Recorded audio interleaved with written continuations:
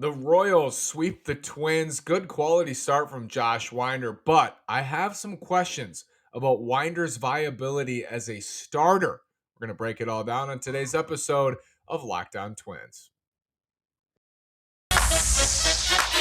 You are Locked On Twins, your daily Minnesota Twins podcast, part of the Locked On Podcast Network, your team every day.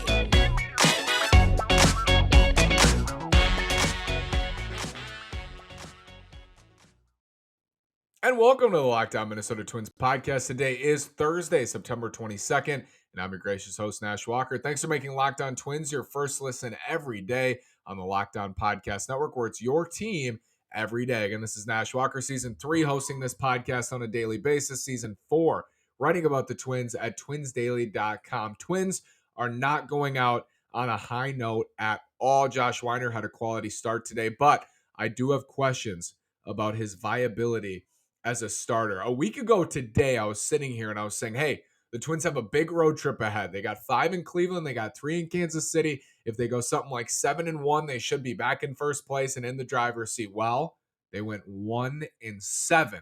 They went 1-7. The team last year, the 2021 Twins, which many view as one of the most disappointing Twins teams of all time, one of the worst teams we've seen in comparison to their expectations. That team in August and September, at least in August and September, played respectable baseball. Last year, in the final 2 months, the 2021 Twins went 29-28 in their final, month and one series that leaked into October. 29-28. So they finished above 500 over the last couple months, which at that time it was like a moral victory because the season was so bad and they had to trade Jose Barrios, so they didn't have to, but they traded Jose Barrios. They traded away Nelson Cruz. They still finished 29-28. This year's team, let me tell you, in August and September, in a team that many viewed because they're in first place all summer, as a playoff hopeful at the very minimum, with the loss today, they lost today, and waiting for this to load. 20-29 in August and September. So the team you've seen over the last 2 months is worse than the 2021 Twins were in August and September. It's wild how much this has shifted. It's shifted so much. The perception of the season is going to shift. The end of this year is going to ruin their record. I mean, they're likely, they're 4 games below 500. They're probably going to lose 85 games, which seemed inconceivable even a month ago, like to lose 85 games. And maybe I shouldn't be surprised because we always talk about this, but since May 25th, the Twins record overall is 46-61. They are 15 games below 500 since May 25th. 15 games below 500 since May. I mean, I graduated from Mizzou right around that time. That feels like centuries ago. It wasn't even the summer yet. They're 15 games below 500 since then. It's been a slow burn, but I'm still pretty surprised with how low they are sinking even now. I get it. The lineups are bad. The lineups they're trying out there are full of saints. They can get swept by the Royals. The Royals are trying out AAA lineups too. There's no excuse to get swept. It's an ugly finish. They're not losing with any dignity or going out with any dignity, I should say. It's ugly. They got 12 games left. We're almost done. And we've started to look forward to 2023. We've started to look forward, and I understand that many have started to look forward. So a key part of 2023 in my mind is what the Twins get out of Josh Winder. He was a key part of this year too. He's a part of that pitching pipeline. Winder coming into the season, I think consensus top 10 Twins prospect. I don't know who didn't have him in the top 10. He was certainly in my top 10. Winder coming into the year, somebody who was a breakout last year and somebody we were watching to really impact this rotation in this club. And you shouldn't rely on rookie pitchers like that, but the Twins didn't go out and get another frontline starter, so we were looking to the system. Hey, they must have a lot of faith in Josh Winder. And I think rightly so. He had a velocity breakout. He was 96, 97. He's older, he's big, he's strong, and he has good control. He controls 3 pitches. His slider's an elite pitch. It's his best pitch. Definitely his best pitch, but his changeup has good numbers this year too. and he's 25 years old. He's going to be 26 in October. No reason why this guy can't be a mid-rotation starter right now. And I think that's still the feeling on him for 2023. The good parts of Josh Winder. The slider has been terrific. The numbers on the slider are terrific. The expected WOBA, the expected batting average, the whiff rate. It's an elite pitch, much like Griffin Jackson's slider was last year as a starter. It's an elite pitch. And I'm going to make some parallels here from Winder to Jax because it's a similar type of pitcher. And I know a lot of pitchers have fastball slider change, but Winder and Jax both right-handed, both with elite sliders. Their best pitch is the slider. And Jax with a pretty decent changeup too. Winder with a pretty decent changeup. The fastballs are the difference. Griffin Jax is not a reliever because of his slider. That's why he's a reliever now and throwing a bunch of sliders. That's why he's a good reliever, is because he's a slider heavy guy, and it's a great pitch. But he's not a reliever because of his slider. He's a reliever because of his fastball, because he can't maintain mid 90s velocity and good characteristics on the fastball. It just gets destroyed. And what we saw with him the first time through the order, he was excellent as a starter because he could go slider heavy and then they would catch on. And against lefties, he got destroyed. It was very obvious. With Josh Winder, it's less obvious, but you look at the characteristics of his fastball this year. There's a reason his strikeout rate is so low. Take today. He had a quality start today, but a lot of hard contact. The average exit velocity on his four-seam fastball today on balls in play was 97.4 miles an hour. Aaron Judge's average exit velocity this year is 95.7 miles an hour. So Royals hitters had a higher average exit velocity on Josh Winder's fastball today, Royals hitters, than Aaron Judge has on the season in a truly historic season. It's gotten crushed. It's not just today. It wasn't just a bad fastball day for Josh Winder. Entering today, opponents were hitting 333 with a WOBA at a ridiculous I have to confirm this number, 468 WOBA on the fastball, on the four-seamer. Slugging percentage, 681. Whiff rate, 13%. That pitch has gotten crushed. What does that mean? Does that mean his days as a starter are over? Not necessarily. We're going to get to it after this word from Nugenics. Do you remember when winning felt easy? That's because when you were younger, you were at the peak of your testosterone production, what some have called the winner's hormone or the man hormone. Wouldn't it be nice to get that winner's edge again and that old swagger back in your step? If you want more energy to counter the negative physical effects of aging, Nugenics Total T Testosterone Booster with Testofen will help you turn back the clock, re-energize your workouts, get you better results at the gym, and help you look and feel like the man you really want to be. Nugenics Total T contains man-boosting key ingredients like Testofen. It's been validated in 5 clinical studies shown to boost free testosterone levels in men. You can get a complimentary bottle of Nugenics Total T when you text MLB to 231-231. Text now and get a bottle of Nugenics Thermo, their most powerful fat incinerator ever, with key ingredients to help you get back into shape fast, absolutely free. Text MLB to 231-231. That's MLB to 231-231. Message and data rates apply. Terms apply. Available at nugenics.com/terms. Is Josh Winder going to be a starter for the Twins? Does this mean it's over? His fastball gets destroyed? No, I don't necessarily think his days as a starter are over. He's going to get more opportunities to be a starter. It's jarring, though. It is jarring to see these numbers on his fastball because this is a guy coming into the season who had added a bunch of added velocity to his fastball. He pitches the upper tier of the zone, gets swings and misses up there. I didn't really see this as an issue. I thought, it's going to play. His slider's a great pitch. And I want to emphasize the numbers on his slider are excellent. Expected WOBA on the slider is 237. Expected WOBA on the fastball, 460. And actually, another good part of this is his changeup expected WOBA is at 287. That pitch has gotten hit a lot harder than it should by the expected numbers. Whiff rate on the changeup, 34%. Whiff rate on the slider, 31%. There's swing and miss here. It just hasn't been with the fastball. It is concerning because this is kind of the case with Griffin Jackson. This is part of the reason Jax moved to the bullpen. They're different. They're different. I think Winder, clearly has a better chance to be a starter. Jax is already a reliever. but he can maintain, 94, 95 throughout a start. Jax was more 92, 93. I just wonder, when will it get to the point where you can't get around these numbers? You can't pitch with a fastball as a starter that gets hit like that. It is not viable. It's viable as a reliever because you know what he's going to do? He's going to do what Griffin Jax does, and that's throw 40, 50% sliders and 15% changeups, and then his fastball is his third pitch essentially because it's one inning at a time.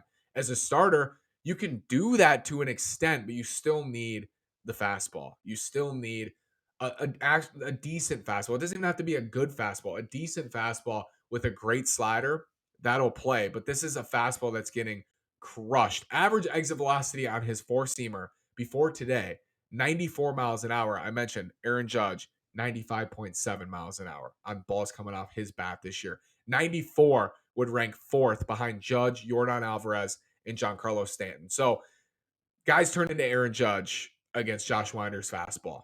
The Royals turn into a lineup full of Aaron Judge level hitters against this fastball, and he's not getting swings and misses on it.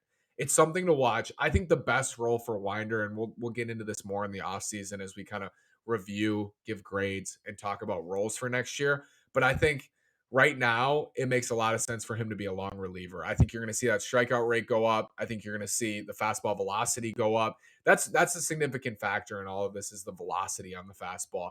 If he was like he was in Tampa in his first start, his first actual real start as a major league pitcher, 96, 97, it's a different conversation because you're going to get more swings and misses. There's going to be weaker contact. But when it's 93, 94, and maybe his shoulder has something to do with this, it just makes it less viable. It makes it less viable for you to be a starter long term. These numbers are ridiculously poor against the fastball. So we'll see if the Twins make a change.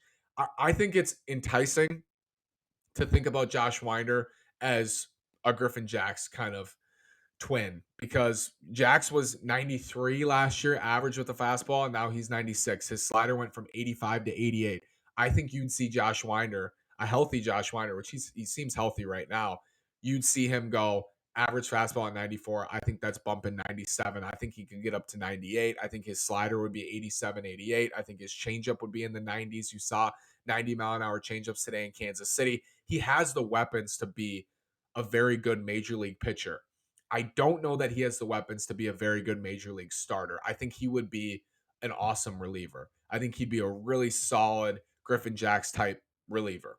But that limits your ceiling because the Twins, if they continue to move guys to the bullpen and other guys don't pan out and other guys get hurt, you're out of pitching prospects. Guys like Winder, I think they need to find a way to get them to start. So this is a big offseason for him. I think he will go into next year as a breakout candidate for the 2023 Twins because if he figures that out, I don't know what needs to be done. If he needs to reach back for more, find a way to get more spin on the pitch. I don't know what needs to happen there, but if he can figure out the fastball problem and just not, he doesn't even have to become like an elite fastball by any means, just not at this level. He's going to be a very good starter. I think he'll be a mid to front of the line rotation starter. Right now, he's not because of that. But as I said, the slider is elite. And against right-handed hitters this year, right-handed hitters against that slider, and he's heavy slider against righties, 55%, are hitting 195 off that pitch with a WOBA at 249 and whiffing 32% of the time. But righties against the fastball are hitting 410. You get the idea. The fastball hasn't been good for Josh Winder. I still think he can be a good starter. It's going to take some tweaking. I think he definitely would be a very good reliever if he was healthy. This is like I said, this is an ugly finish for the Twins. There's no way around it. Shohei Ohtani is going to pitch Friday at Target Field. It sounds like against Louis Varland, but this is kind of what we're getting up for now. So Shohei Ohtani. Ohtani's pitching at Target Field. It's super cool, obviously, always to see him play.